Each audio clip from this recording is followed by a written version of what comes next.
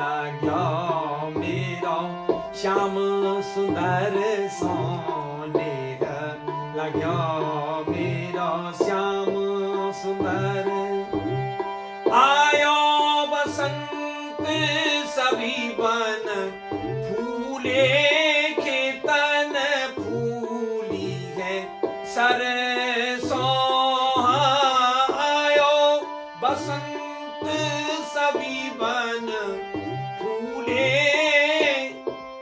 खेतन फूली है सरसों।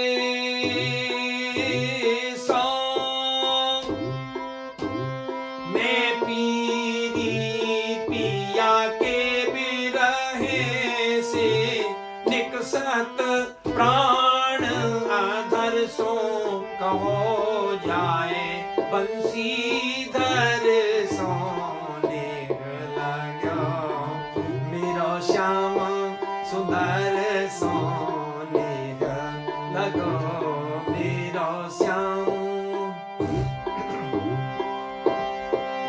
ताल दीपचंदी है, राग काफी। फागुन में बोहरी खेलत है अपने अपने बरसों। पिए के वियोग जोगन में निकरी धूर उड़ावत कर सो चली मथुरा की डगर सोने लगो मेरो श्याम सुंदर सोने लगो मेरो श्याम। और क्या कह रहे हैं आगे? कूदो जाए द्वारका में कईयो इतनी अरज मेरी हरी सो। बेरे व्यथा से जियरा डरत है जब ते गए हरी घर सो। दरस देखन पहुतर सोने लाग्यो मेरो श्याम सुंदर सोने लगो मेरो श्याम। अंतिम पंक्ति में कितनी बढ़िया बात कही है। सूरदास मेरी इतनी अरज है कृपा सिंधु गिर धर सो। सूरदास मेरी इतनी अरज है कृपा सिंधु गिर धर सो। गहरी नदिया नाव पुरानी अब के उमारो सागर सो। अरज मेरी राधा वर सोने लगो मेरो श्याम सुंदर सोने लगो मेरो श्याम सुंदर सोने लगो मेरो श्याम। नेह लगो मेरो श्याम सुंदर सो। ये राग काफी में बहुत सुंदर होरी है, बड़ी मुझको प्रिय है ये। और आप जब यह को भाव सुनोगे ना तो आपको आनंद आ जाएगा। सूदास जी की महाराज तो गोपी जो है वो कह रही है कि नेह लाग्यो मेरो श्याम सुंदर सो। मेरो नेह जो है, नेह कहें प्रेम थी, मेरो प्रेम जो है वो श्याम सुंदर सो लगो। आयो बसंत सभी बन फूले। अभी जो बसंत को जो ऋतु जो है ना, या को कहे ऋतुराज, सभी ऋतु की राजा है ये। और यहाँ ऋतुराज के समय पे प्रेम को, आनंद को, सौंदर्य को बड़ा भारी वातावरण रहे।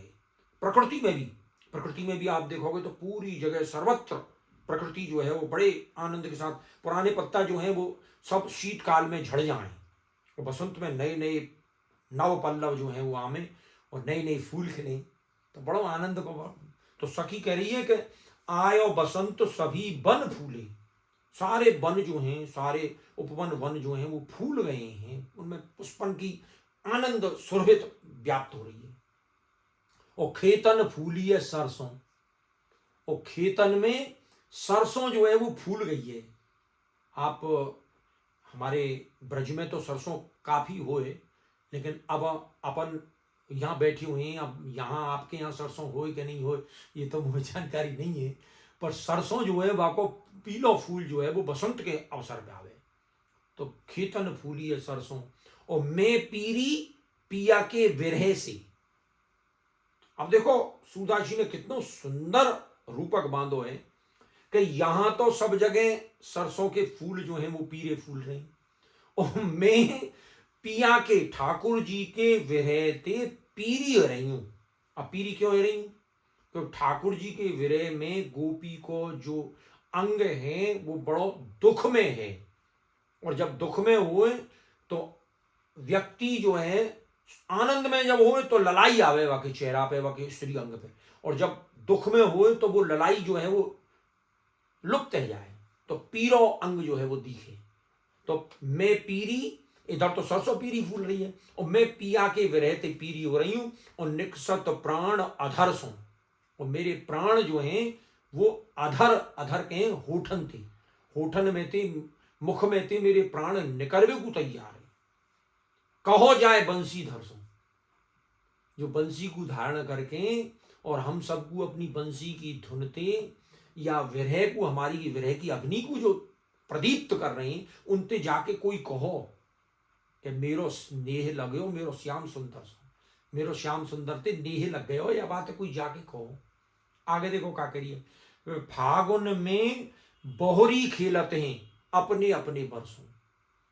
फागुन को जब महीना आ जाए तो सब गोपी जो हैं, सब जो होरी की खिलार जो हैं, वो अपने अपने वर्ते, जो उनके प्रिय हैं, जो उनके पति हैं, जो उनके सर्वस्व हैं, उनते जाके खेलें।